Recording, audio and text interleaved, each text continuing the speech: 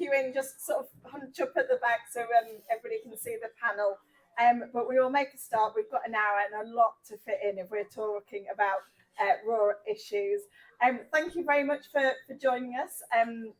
I'm Emma Hoddinott. I'm one of the Assistant General Secretaries here at the Co-op Party, and really pleased that this is our first fringe of the conference, and we're partnering with the National Association of Local Councils and Labour Coast and Country as well. Really great to have you as partners on the panel today as well, and really excited about some of the speakers you're going to hear about.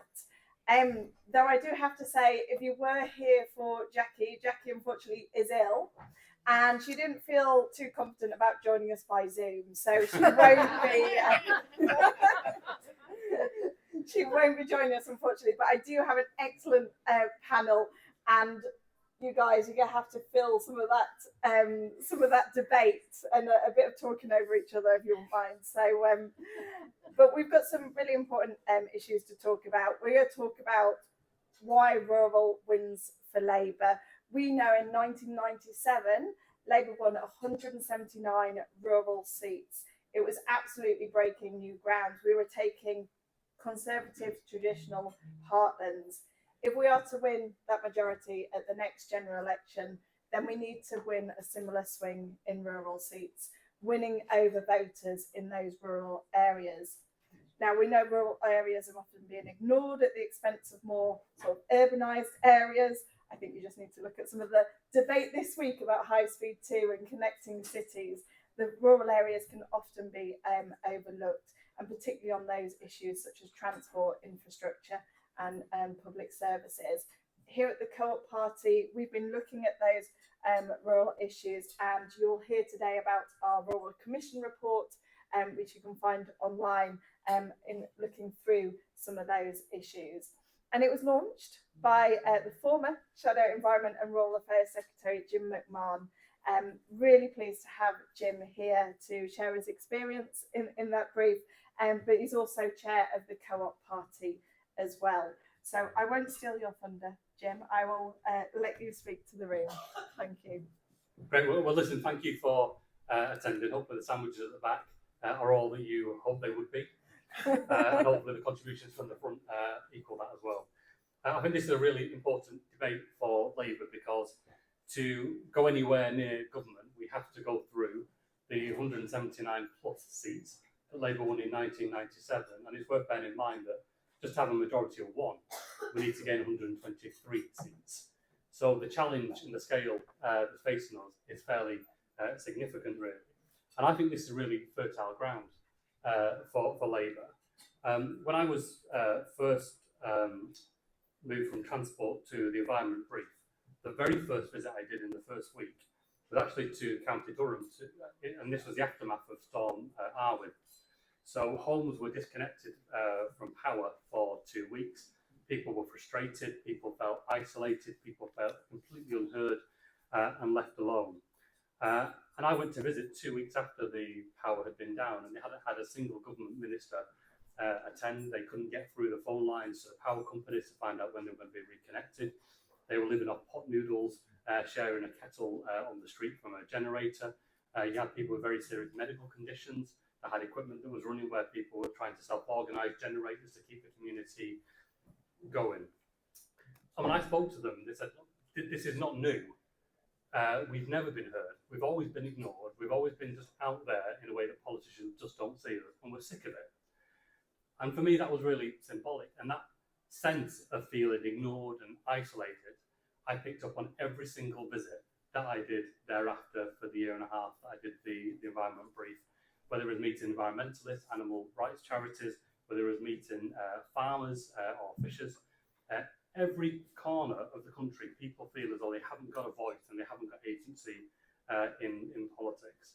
And even though farming in some ways is quite a small part of rural economies, culturally they are absolutely significant in terms of the identity that people feel, the pride that people feel about their place. And I can say that for the first time in a very long time, a lot of farmers are saying they've had enough. They completely wrote off the Tories now. And so the question is, where do they go?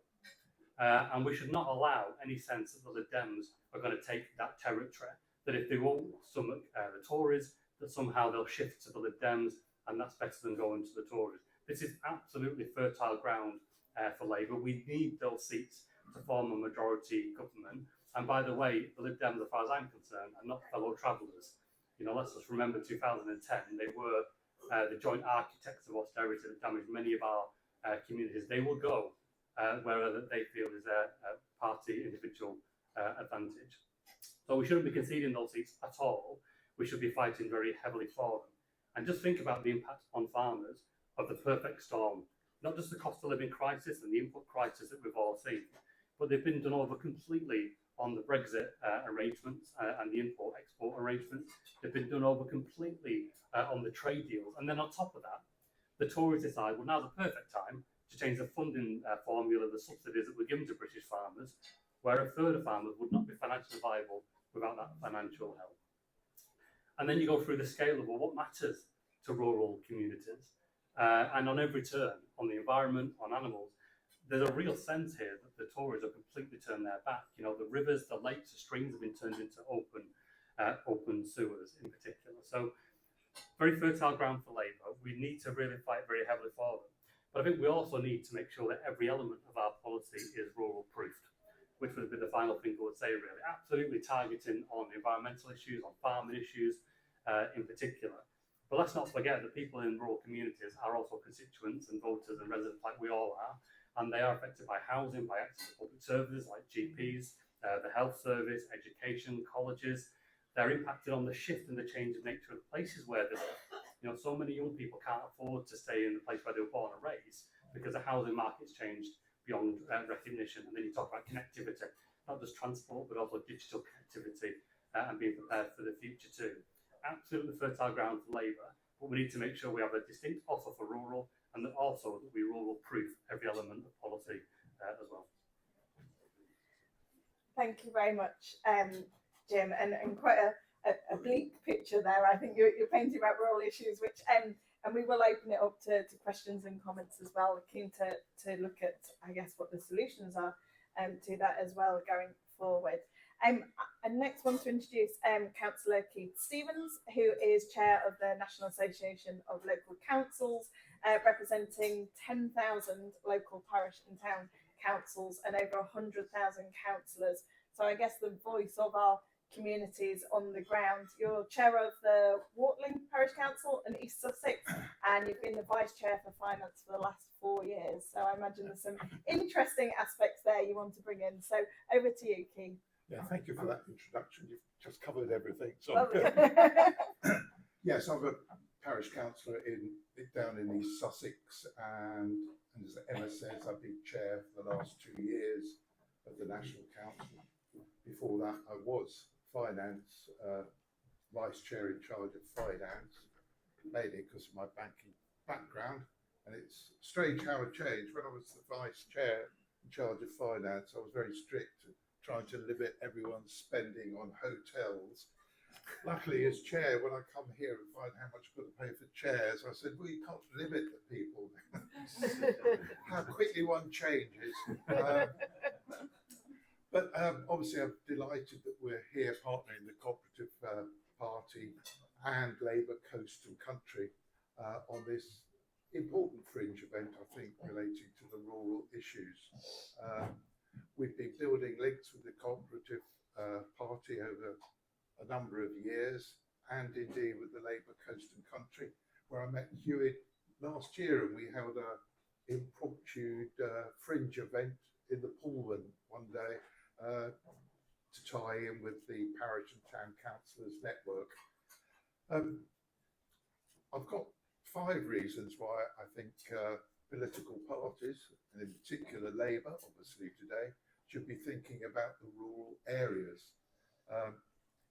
Firstly, I think it's really important for people to realise the potential of parish councils, i.e. the hyper-local governance in the UK. We address some of the biggest problems, climate change, cost of living, and we can help restore, I think, trust in public institutions. we're building on community resilience. I hope that came across during the pandemic of COVID, where I think parish councils and town councils came to the forefront because they knew where all their vulnerable people were and could help. Secondly, we have a clear vision of the foundation and building blocks that are vital to shaping pride in place and building a strong community. Somebody said to me, imagine if every village and town on the coast and in the countryside could pick 10 citizens to represent them, could raise monies and do all these things, have the legal powers to raise money, and they could operate with clear, transparent rules so that everyone knew what was happening. And then somebody said, well, we've got that. We have got parish councils. That's what parish councils can do. I think people forget exactly what parish councils can do. As Emma said, there's 10,000 parish councils. With 100,000, I have to repeat, unpaid councillors. And you know, we're providing, I think, real democracy and accounting for local leadership. I think the important roles we can play are highlighted, I'm told, in the onwards analysis in their social fabric, and local authorities that scored strongly in placemaking elements tended to be those local authorities that had the majority of parish councils. And I think that's one of the important things I've found, working with the local authorities together. Parish and town councils can bring a lot to their communities. I think historically we talked, but now we're listening and acting together. I think that's a big change I've seen over the last few years. Thirdly, we mustn't overlook that the parish and town councils that we already have need help. They can do better, but they need funds to help improve. And I think it's important to recognise exactly the important role that they play. In case you didn't know, they now spend over £2 billion a year on their local communities. And they're doing more through devolution and tackling, as I said, those important things of climate change, cost of living, and now getting more involved in health and housing in their areas.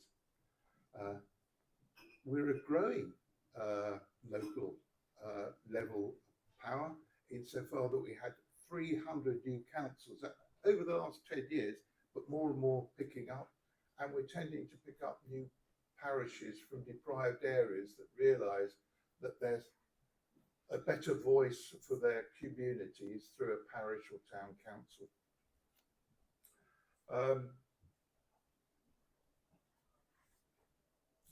We do, as I said, need to improve and do more, for which we probably need some funding. I think if you probably know that the local government authority receives £20 million a year to help them. We receive nothing. Rather unfair, but a lot of people, including ministers, I think, assume that the LGA are giving us some of that money. I'm very supportive of the LGA, but they won't share the money. So rather like district and borough councils don't like to share their money with the parish councils. Is this where I tell you I'm a councillor? No, I don't. No, I guess, but everyone knows. I think the other big thing is that Labour has some unfinished business. I'm told the Rural White Paper in 2000, I mustn't lose this, I'm told, but it's very interesting reading the headlines of all these old Ministry of Forestry, was it MAFF? Food and Fisheries. But in that, the Labour government recognised parish and town councils. They wanted to strengthen them, and they also provided funding of £2 million for training and development. And then over the years, they provided new powers, and they really started to work closely with parish and town councils. They have the Community Empowerment White Paper, which signalled more help and support, but unfortunately, Labour lost their power in government then, so everything changed with the new government. I think my last point, and I think it's probably for Labour, it's important, there's a golden opportunity, as a colleague mentioned there, about to recognise a better future for the rural areas and communities. There's I've got lots of prompts here. There's already examples of what can be done. And if you get the chance, can I recommend you have a look at the Rural Coalitions paper? We're on that body, and there's 13 other bodies, including Town and Country Planning, Rural Town Planning, and the Plunkett Foundation. And it's really setting the scene for living and working in the country. The report provides a clear opportunity for reforms, including, I keep bringing it up, climate change, community businesses, rural economies, and rural services. Another example is our own manifesto, some of the things I've mentioned, but I think the final probably example, which is relevant, is the Co-operative Party Rural Commission report, which Sue is going to talk about in a minute. Well, I thought I'd have that. I'm giving it a plug because it very much reflects our thinking and talking. So I think if parish and town councils flourish, then local places will be better, residents healthier, and communities more resilient and able to meet whatever the future brings. Okay, thank you. Thank you, Keith. And I'm really interested by this copy. Is this your writing? It No. Not the Holy Grail, but a good start. So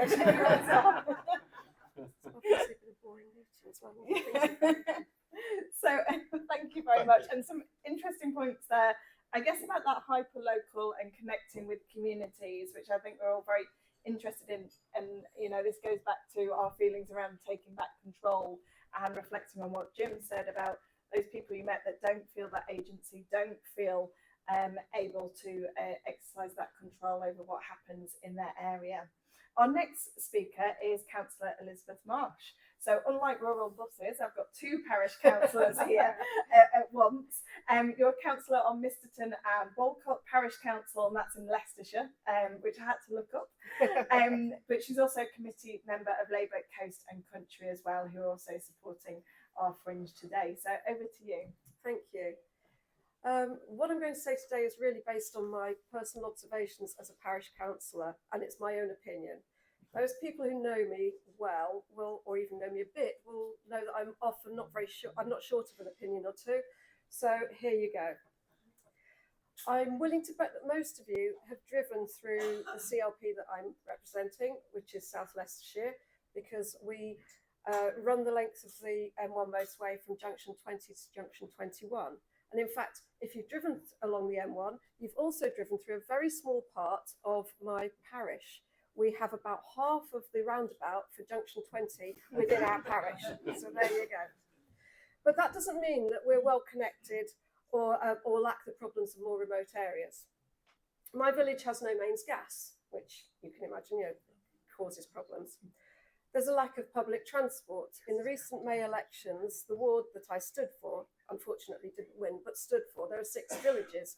Only one of those has a scheduled bus service. There's access to GPs is a problem, choice of schools, accessibility. All of these plague my parish as much as they plague parishes in more remote areas. And like most rural areas, we're also central to the solution to climate change problems. We have one of the first onshore wind farms in the Midlands within seeing distance of my bedroom, and a planned solar farm. But again, the ward that I stood for has not one single public electric vehicle charging point. And that's the problem in so many rural areas.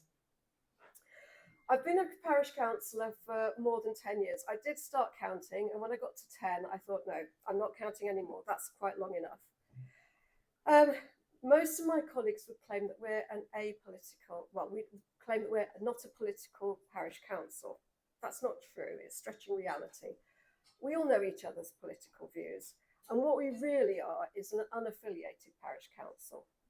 And that's what most parish councils are in our area. The lack of affiliation is the norm in rural Leicestershire. Most, and I don't know about other parts of the country, but most parish councils, even if you stand for a district council where you have your logo, you stand for the parish council, you quietly forget it. And that's actually quite an advantage, or can be quite an advantage to Labour, because a lot of the people who are have become parish councillors, who are Labour members, have been either co-opted onto the parish council or elected unopposed.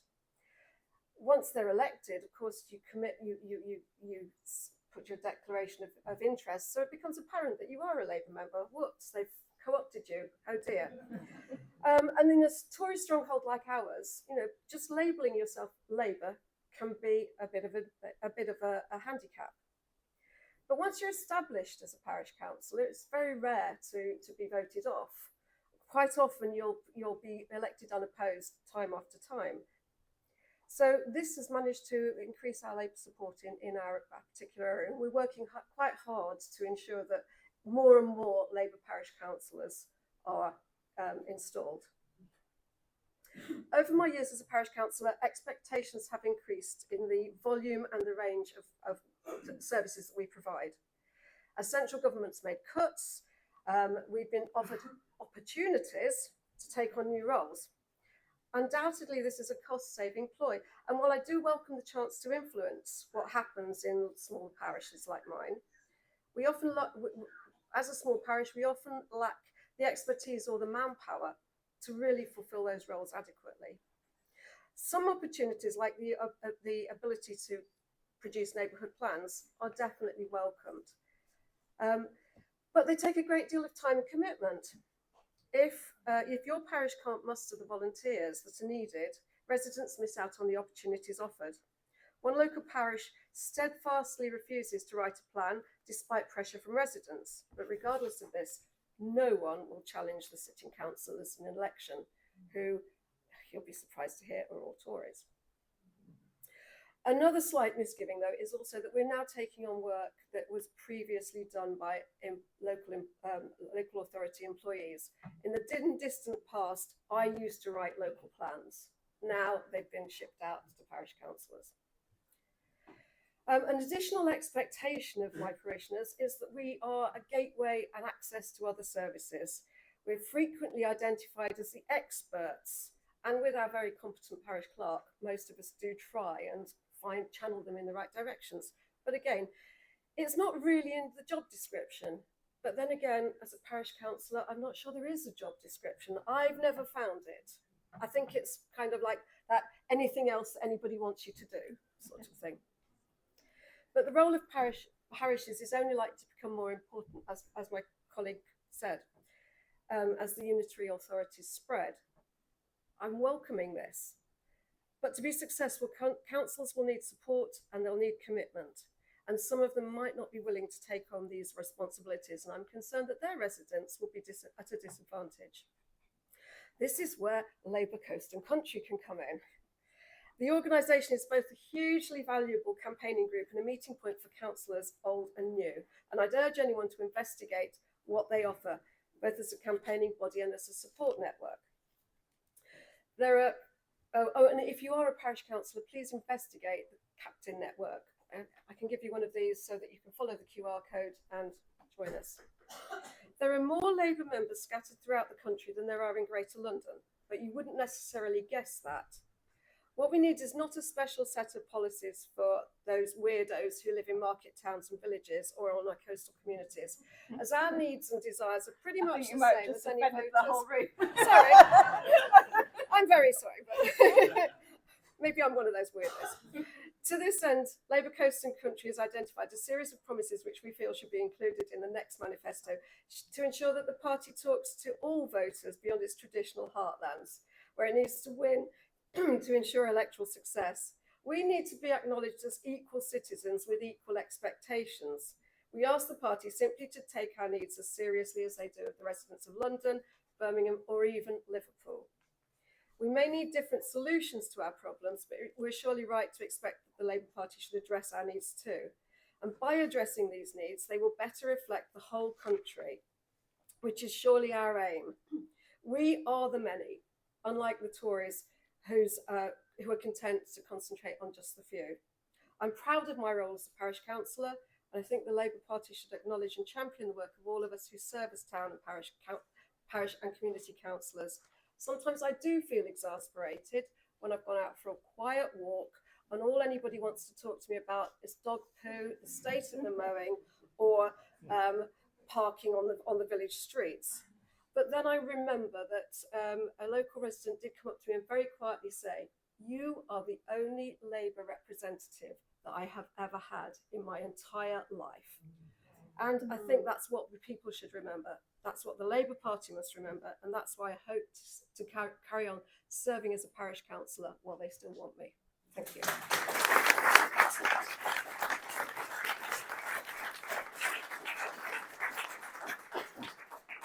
Thank you very much for that. And last but not least, before we open it up to you in the room as well, Baroness Sue Hayman of Ulloch, or Sue Hayman, as I think you prefer to be called.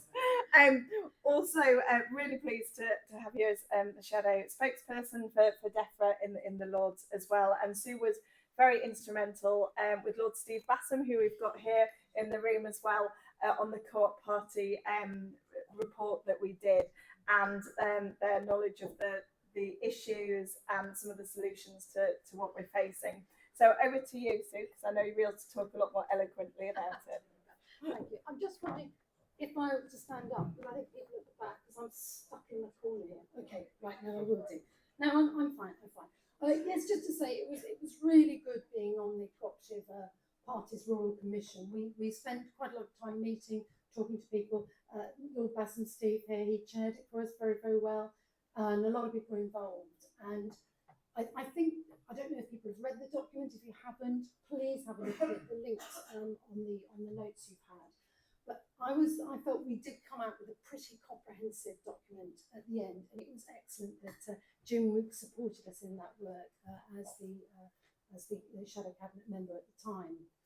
A lot of the areas that it covers have been talked about today because they are the important issues in our rural communities.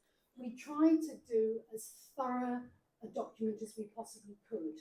So we cover a lot of areas. We don't go into a great deal of depth in them because we didn't want to miss out anything that was important to rural communities. And of course, much of what's important to rural communities is important to everybody.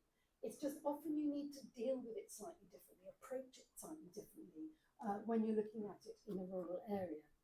I think that just to come back to one of the issues that we started with that Jim mentioned was the problem in rural communities of feeling isolated, of feeling ignored, of feeling not part of decision making in central government, or that decisions that are made actually have the opposite effect in rural communities than they're designed to, and which is why you come back to the rural proofing idea. The problem with rural proofing is it has to cover every single department, and because it has to cover every single department, it doesn't seem to work. So I think one of the challenges we have when Labour get into government is how would we manage that once we got into government, because unless you do it properly, it doesn't make a difference. So I think that's a real challenge to manage that. And I think one of the things that comes out really strongly from people in rural communities not having a voice is very much what Keith was talking about the role of the town and the parish council. My husband's actually chair of our local parish council, so I'm slightly biased. But the people who serve on parish councils do it voluntarily. It can be an enormous amount of work. They are often the people who play key roles in other areas of the community, school governors, for example, working for local charities. These people do an enormous amount of work, and I really do think it should be better recognised. They also understand the local communities. They know, as we've heard, where the vulnerable are, but they also know what support is needed. They know, where the people who want to get into town who don't have transport. They know how to bring people together. So I do think we need to do more to support our local leadership, because that's what it is. It's local leadership in our communities. We've also heard about the importance of community from all our speakers, and the importance of community resilience. I think Keith talked about COVID, but in Cumbria, I live in northwest Cumbria, and we have some lovely Cumbrians with us today as well. But that was really, really shown when we had the terrible floods. We've had appalling flooding in Cumbria a number of times over the last 15 years.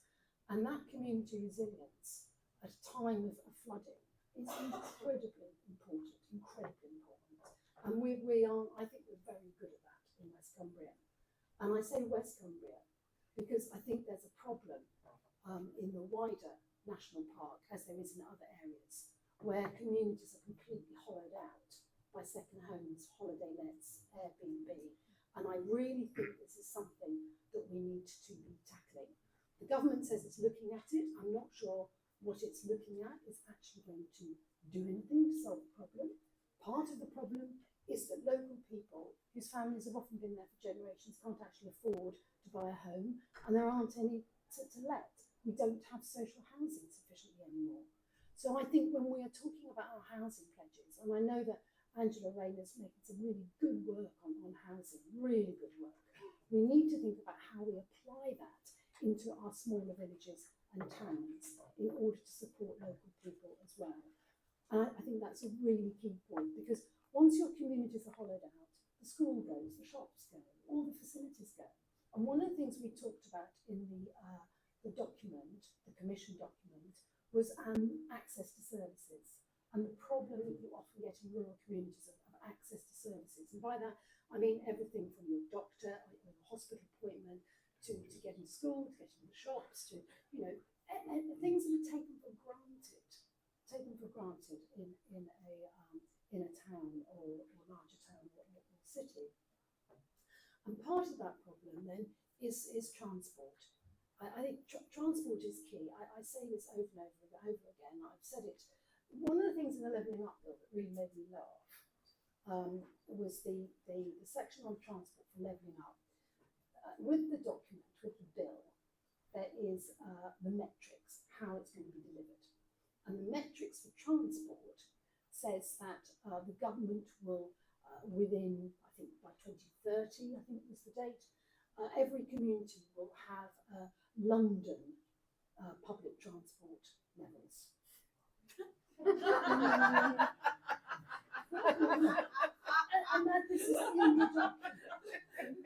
So I said to the minister, look, at the moment we have one bus a week on a Wednesday. I can get a cockle up on Wednesday morning and come back just after lunch.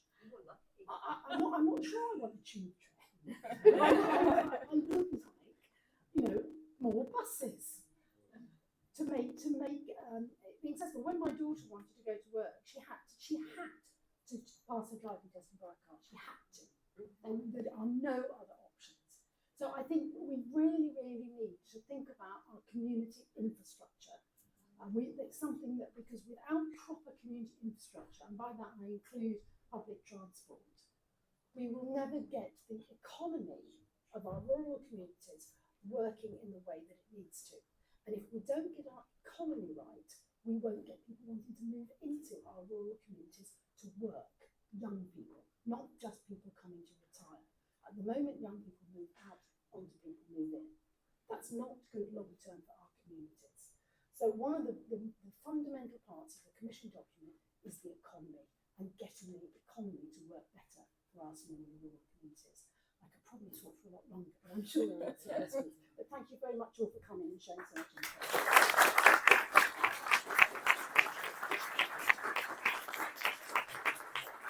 Thank you very much, Sue, and I look forward to hearing how the Cockermouth tube develops under this government.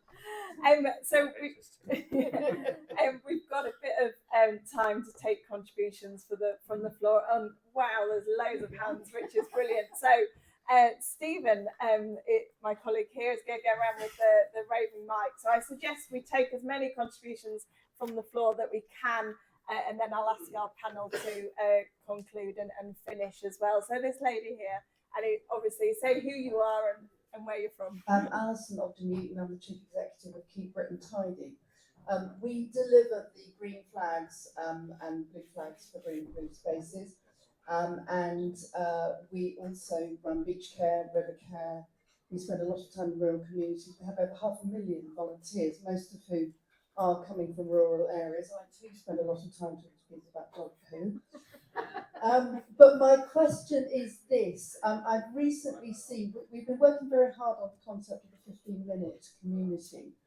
And for us, that's about, as Sue was saying, about rural infrastructure. It's about people having access to quality space as well as the other absolutely essential services like transportation. It is not about telling people they can't get in their cars. It is not about telling people when they can go shopping or where they can go shopping. And it's really concerning that the 15-minute community, or the concept that people should have the right to local quality services and local quality space, is being misinterpreted in such a way. So I'm really interested to hear what the panel has to say about the 15-minute community and where they feel that this debate really ought to be going in terms of direction. Thank you. A really important issue that we're sure we'll debate this week. So the lady just behind you, and then I'll move over to this side. Rachel Bergin, currently of North East Bedfordshire CLP, though I've previously lived in other rural constituencies. I completely get the point that there are some things that all rural communities, or people, whatever kind of rural community, wherever they are in the country, face. Access to doctors, access to services, the bank closing, all of that kind of thing. But I just wonder whether there is a need for some granularity on how we describe and articulate rural communities. And I've been in North East Bedfordshire, spent an awful lot of time in Mid Bedfordshire in recent months, and some of the kind of commentary around there, that by-election, like it was, that Mid Bedfordshire was just like North Shropshire, is frankly hilarious. Mid Bedfordshire is actually really quite suburban, right? I mean, it's got fields, it's got lots of fields, but actually it's got an awful lot of developments, and it's got an awful lot of people who get in their cars and drive to Northampton or Milton Keynes or Bedford or Luton to go to work. So whilst people live in a place that has fields around it, it's not Copeland, it's not Northumberland, it's not Cornwall. And is there a need to kind of, have some granularity on the different types of rural communities that there are? Okay, I'll go down here, Ruth and the gentleman there, and I'll move a bit further back as well. Thank you. Ruth George from High Peak. Small businesses are really key to all rural communities, and contrary to what people seem to think, the Tories have actually hammered small businesses in particular. And it's not just the farming issues, it's also universal credit and the way that hits people who are self-employed, which is hitting a lot of self-employed people in rural areas. The fact that they then can't get access to work means that they're hammered harder by the benefit system. And I wondered if this is being looked at in terms of the benefit system and sanctions as well, because I help out in our local food bank, and there's a lot of people who are hammered who could get work, it's just not accessible. Hi, Steve Hancock, Herefordshire, one of Labour Party's few working farmers. I wouldn't hold my breath about increasing the farming vote, but what we do in the countryside is, I think, quite important. And we're a diverse lot. Everything from true custodians of the countryside to environmental vandals. Most of us somewhere between the two extremes trying to scratch a living. And the one thing we've got in common is a feeling that none of the major parties truly understand what the hell goes on a farm. I mean, in terms of habitat, possibly the most important things are an increase in low input arable farming as part of mixed farming, and permanent pasture managed as particularly as hay meadows, both of which are fundamentally unprofitable. Nothing that the Tory party has spoken to understands this. I'd like to know whether there's anybody in the policy-making area of the Labour Party who has this sort of knowledge and is prepared to address this sort of issue. Thank you. Thank you. I'll move a bit further back. The lady in pink, and then the gentleman next to her as well. Thanks. Mary Wimbury, delegate from Clwyd West in North Wales, and also the Welsh rep on the Co-op Party NEC. I just wanted to make a very quick point that in Wales we have a lot of rural and coastal areas, and actually, for example, on second homes, which Sue was talking about, it's worth looking at the policies that the Welsh Government is instituting to try and actually overcome those problems about people not being able to stay in their communities by allowing local authorities and that local decision making to do things like up council tax, to require homes that are holiday lets to be let for a certain number of days a year. And there's a whole host of policies in this area that we can look at and learn from. And I sometimes think people in England forget to look at what we're doing in Wales, and it really is worth learning from. Thank you. Thank you, and thanks for making the point that we do have a Labour government in Wales. So just the gentleman with the stripy shirt next to you, yeah. My name is Ramsey Ross. I'm leader of the Labour group on Rutland County Council. I want to go back to what Jim McMahon was talking about, and that's about messaging, and it also builds upon the gentleman, the farmer, who spoke earlier. The Lib Dems are successful because they're doing a lot of messaging at a detailed level, and we all know this in our parishes. And we need to do a lot more of that. It isn't difficult, but we need to get the people to actually do that. I also think that the free trade agreements, we're not doing nearly enough to capitalise on messaging around the issues of environment and welfare.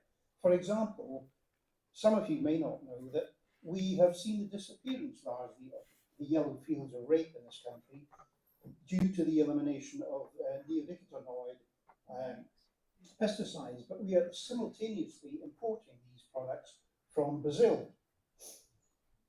The MPs, the Conservative MPs, other than George Useless, are not actually calling out the poor nature of these free trade deals that they have signed up with Australia. They're just not doing it, and we've got Alicia Cairns, who is guilty of that, and I've been trying to call her out. We need a credible plan from Labour on agriculture and food. And we need to think about quick wins. One of my friends is the director of marketing for the Cheese Board in the Netherlands, and she believes that we've got better cheese in Britain, but we market it poorly. And the last point I'd like to make is we are about to host the largest solar-powered solar farm in the UK at Mallard Pass. The Tories have body swerved the regrading of agricultural land for the use on solar farms. That's because we don't have a food strategy. Thank you. Thank you very much. I've got time for just 2 more contributions. So that gentleman over there, and then the lady just in the purple shirt, sorry. Graham Hodgson, South Cambs. I was brought up in Cornwall and also lived in Lancashire and Somerset and now Cambridgeshire, so I understand coast and country. So we had recently in Cambridge, the Greater Cambridge Partnership proposed a plan by which car users within the city of Cambridge, a highly congested city, capturing some of the outskirts of the city of Cambridge, would pay effectively a congestion charge, so a sustainable travel zone. And that was rejected by a large number of rural communities that travel into Cambridge for shopping, etc. The Tories turned it into obviously a divisive wedge issue. What's the funding plan? How do we pay for that rural infrastructure to improve buses if nobody wants to pay for it, particularly car drivers? Goodness, coming back to that thorny issue of cars, it's been mentioned quite a lot, and I'm very pleased we've got somebody who you. All right, if you want to say. I'll be quick. Yeah. I'm Geraldine. I'm actually from East London. I'm from Hackney. I know not war, but one reason why we need war. Now, I don't think we mentioned, but they would need more constituencies to actually win. The mathematics don't add up otherwise. Why? You just can't win on cities, and the mathematics don't add up. and anyone who does, and I know this are being bad at maths. Thank you, and I'll just take the lady in front of you because you are very quick, and thank you for the support from London. Last contribution from this lady here, and then I'll ask the panel to come in. I have 3 sons, one in Tokyo, one in Manchester, and one in London. They can all drive, but none of them have cars. They don't need to. They've got Met stops at the end of the road, more or less. I live in Anglesey. When you get to 17, if you haven't got a car, you've no social life. And the public transport on Anglesey is appalling. I can get to Clongeffney Centre where all the shops and everything are in 20 minutes in a car, half an hour on a bike, 2.5 hours on 3 buses. And there's this big, and Mark Dreyfus just, and the Senate, backed by, I think, Clyde as well in Wales, has not gone ahead with a 3rd bridge. There's 2 bridges to get to Bangor, and Wales has been very good on, very firm on it, that we're going to look at emissions, we're going to look at public transport. And public transport impacts on women and young people and children getting to school more. Yes, women do work and women have jobs, but if there's a 1-car family, it's often the man. Perhaps that's, I haven't got statistics to prove that, but that seems to be the pattern. And there's been a huge furore from car drivers. However, some car drivers are cyclists as well, and cyclists are car drivers, and we sometimes forget that. But a huge furore about not having the 3rd bridge, and the Senate has been strong on this and stuck to not having the 3rd bridge. But the Voice is going to the campaign for the bridge and cars. Thank you very much.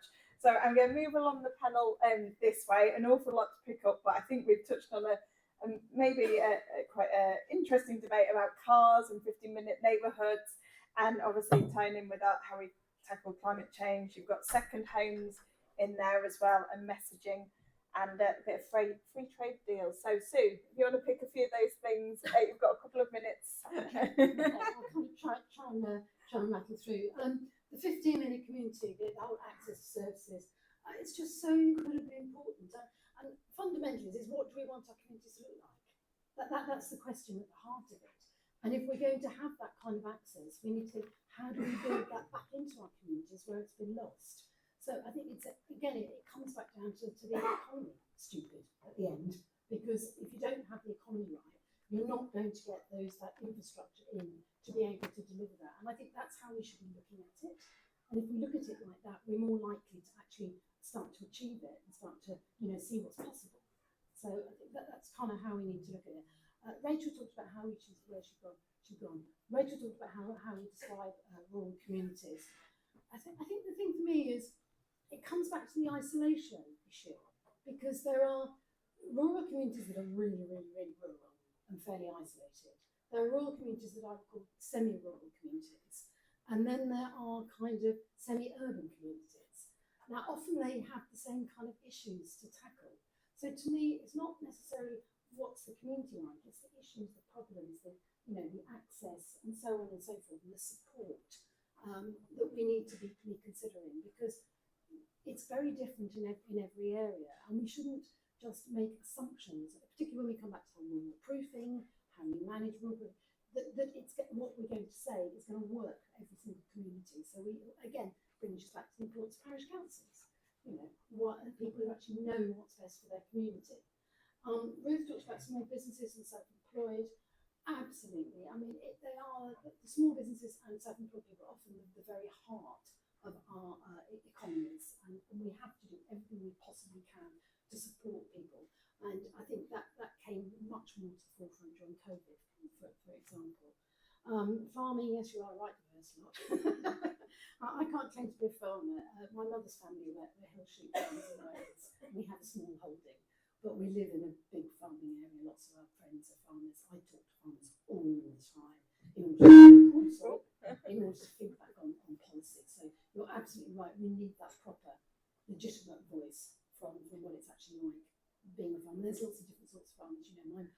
this family's hill sheep farm is very different to a big agriculture farm in Zambia, for example. So again, it's looking at that diversity. Absolutely, we need to see what Wales are doing. They've got lots of brilliant policies in all sorts of areas. Issue around imports. We had lots of discussions about this in the Lords, as we have done in the Commons. I'm sure people saw Minette Batter's tweet a few days ago in response to Jacob Rees-Mogg's utter nonsense about wanting to eat hormone-injected beef. I mean, honestly, you know, give me strength. Does he not understand the importance of animal welfare and food standards that our farmers work so hard to achieve? Makes me absolutely furious when I see that sort of thing. Do you want to let the rest of the panel? Is Oh, there I anything think Sorry, no. If you want an expert on this, Keith, if you want to, is there anything you'd like to pick up from those contributions? Just a couple of points. I think from a parish council viewpoint, the COVID situation had two pluses, if that's the right thing to say. One was we were allowed to have virtual meetings, and I'm pushing all the time government to allow us to have virtual meetings. I don't say that every meeting should be virtual, but if you're in the rural country and you're a rural parish, lots of people come, they drive there, and as I point out to government, as chair of a parish, I wake up one morning and it's snowing and we've got a parish council that night. So I wait till midday to decide, shall we still have the parish council meeting or shall I call it off? If I could switch it to a virtual meeting, that would resolve the problem. It would stop all these car journeys of people coming out. The other thing that we found out during COVID, we talked about small businesses in rural areas, but we found out that in my very small village, the number of people that have a small business, but actually they're doing the business there, but then they're going to London to get everything printed, and all the charging is from the London area. So I think there's a lot of hidden small businesses in rural areas that we don't know about. On the other side of the coin, we talked in my parish and other areas about isolation, people being left alone. I think we mustn't forget that that applies to the urban areas. And I always say, this is a personal view, not that view, I think in some ways it's worse to be in isolation in a flat in an urban area than in the countryside, because in the countryside you almost accepted it when you moved there that there's some isolation. And again, the other thing people talked about is second homes, but also Airbnb. In my village, there's a few houses that are now let out for Airbnb, and we seem to have no control over it whatsoever. Hopefully we can. A really important point about the second homes. Liz, a couple of minutes and then I'll bring in Jim to finish. I will try and just address a few points. I think a lot of what the problems are in rural areas relate to access. It's if you don't have access to your own private transport, whether you live in mid-beds or wherever, you're just as isolated as if you're in Copeland or the Highlands of Scotland or something like that. So I think people need to understand that access is the key here for everybody. And actually, some places where cycling might be might look on a map as if it's a good plan, actually on the roads really is not if you want a long and healthy life. I agree with my farming friend here. I was a teacher, and until COVID, everybody thought that they could teach. COVID did prove that actually you needed some skills, and you have skills that I will never have, and you have skills, and that's why as a Labour Party we need to embrace the skills that the farmers have and let them tell us more, because we can't talk to them and tell them what they need to do. The final thing is, Labour Coast and Country would welcome members from urban areas and wherever. You're right, the lady is right that we need the support from everyone. So if urban people can offer us rural residents that support and that pressure on the party to talk about all of us, then I think that's a very good thing. Thank you. Thank you. And it's really important there isn't that divided line, No. because us in the towns and cities, we visit the countryside and we want it to be there for us and protected for when we do go and visit, even though we're not there all the time. So last but not least, I'll ask Jim to come in, and obviously you've got a lot of experience with the transport and the DEFRA briefs, so plenty to get to comment on. I mean, I think the debate in itself has been really refreshing for the Labour Party to really own this. And, you know, I would say this, the value that the Co-operative Party brings to the sister relationship isn't just what we do. We talk about the themes and the issues that really cut through. It's more about how we do it.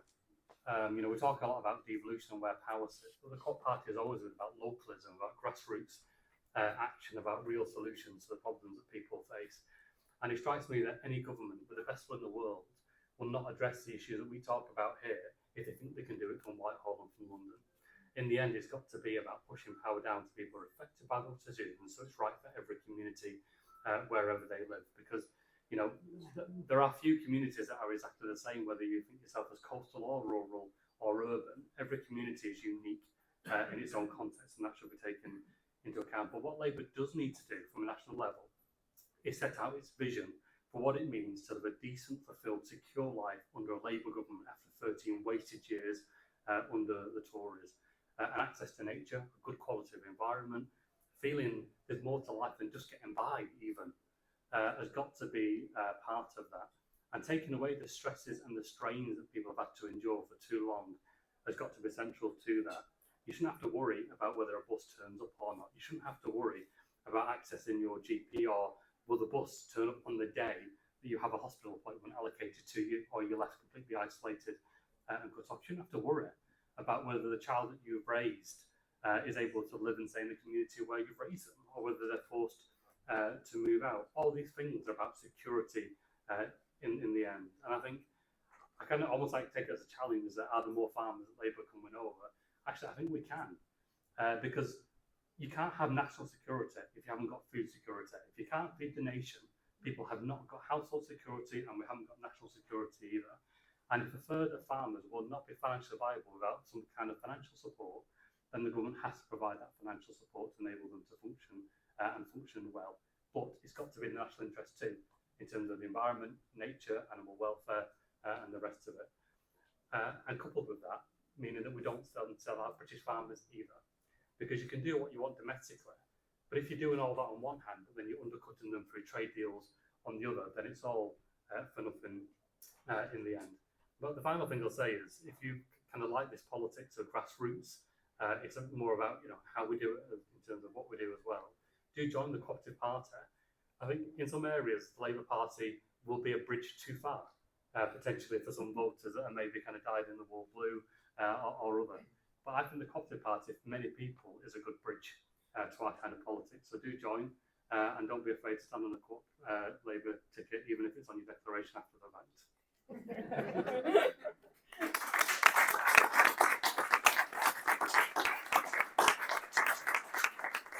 It just goes for me to say thank you to an absolute excellent panel, lots of different contributions. I really value it, and for you taking part as well. So if you want to find out more, we've left some of these on the seats. This is the first of the Co-op Party fringes, so come and see what else is happening over conference, and also visit us on the stall as well. Go and enjoy conference. Thank you.